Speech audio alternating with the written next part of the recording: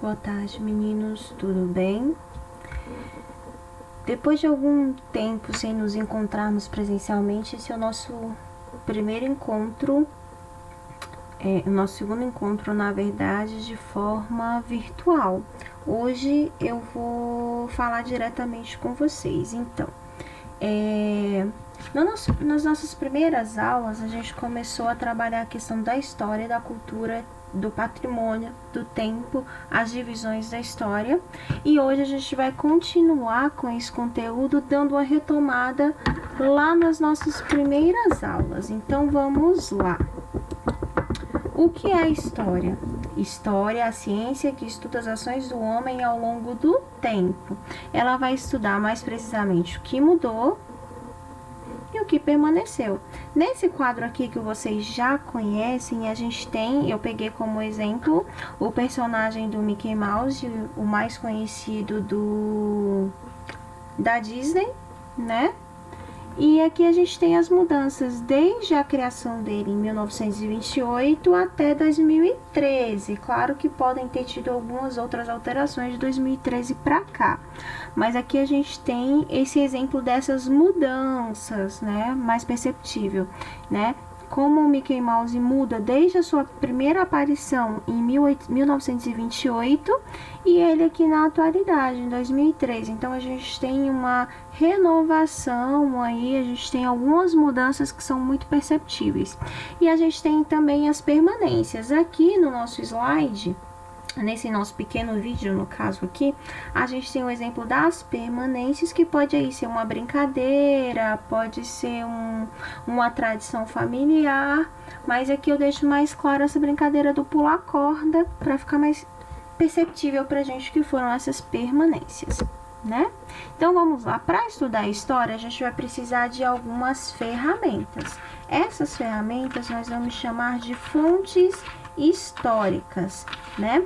No livro de vocês, lá na página 12, a gente vai ter explicando aí pra gente o que é história, as diferentes interpretações da história e os registros e as fontes históricas. Lá na página 14, tem bem claro o que é a fonte histórica pra gente. A fonte histórica, ela vai ser a ferramenta ou as várias ferramentas que nós vamos utilizar para compreender o que é história, para entender e para construir a história. Na página 14 do livro de vocês, fala bem assim: ao analisar uma fonte histórica sobre determinado tema, o historiador busca respostas para perguntas como quem fez, para quem fez, quando fez, como fez, onde fez, para que serve, entre outras. Daí, aqui no livro de nesse vídeo, a gente tem aqui o exemplo, que as fontes históricas, elas vão estar divididas em várias classes. Primeiro, aqui a gente tem as fontes visuais, tá? Que podem ser fotografias, pinturas, dentre outros. As orais, como vocês sabem, que são aquelas transmitidas, né, através de geração em geração. Pode ser as historinhas que a gente conta uma vez, pode ser uma fofoquinha que a gente está contando para o nosso amigo, pode ser a história de como os nossos avós chegaram aqui na nossa região, como os nossos pais saíram de uma determinada região e foram para outra, como eles se conheceram, não é? As fontes escritas pode ser um jornal, um caderno, uma carta, pode ser, por exemplo, uma certidão de nascimento, né? E da cultura material, que podem ser objetos, vestimentas, enfim. Essas são as ferramentas da história, as fontes que nós vamos usar para construí-la, tá? Então, vamos lá. A história, como vocês sabem, ela não vai ser construída sozinha, ela é uma ciência, né? E para isso ela vai precisar de comprovação.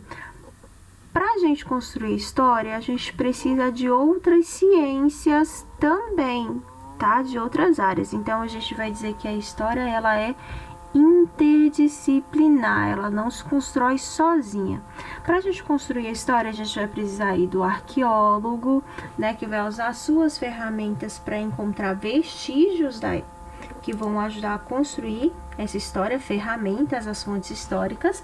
A biologia, que a gente vai estudar, analisar a que espécie pertencia, a gente vai analisar os vegetais e animais da região, a gente vai conseguir fazer uma datação de quando foi que aconteceu, com quantos anos aquele indivíduo faleceu, como ele se alimentava, entre outras coisas.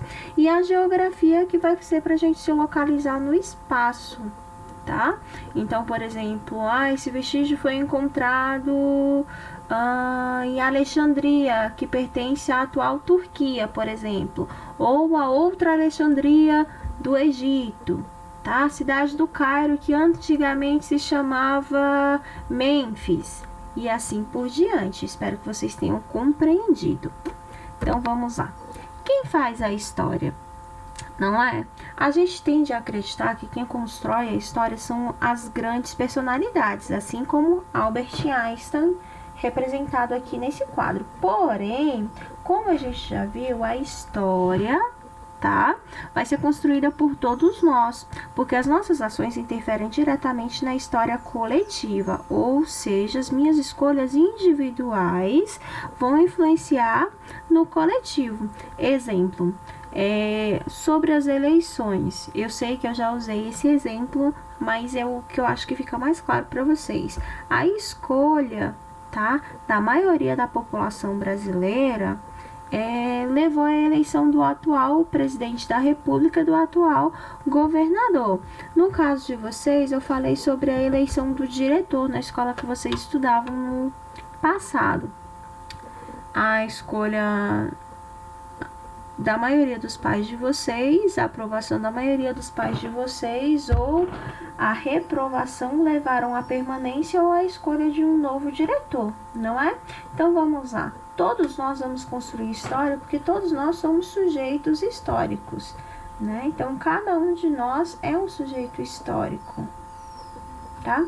Sobre essa questão da construção da história, quem é que vai fazer a história? Nesse caso agora da pandemia, que todos nós estamos confinados à nossa casa, quem é que vai fazer a história? Nós estamos fazendo, não é? Aqueles que estão cumprindo o confinamento, ficando em casa, estão contribuindo para que, né, a gente possa retornar às nossas atividades o mais breve possível. Porém, aquelas que não estão ficando em casa, tá, estão contribuindo para um avanço da doença. Fica claro para todos vocês? Espero que sim. Então, até a nossa próxima aula. Qualquer coisa, perguntem no mural que eu vou responder, tá? Fiquem atentos porque tem uma atividade também. Esse conteúdo tá no livro de vocês, da página 11 até a página 16. Tchau e boa tarde para vocês.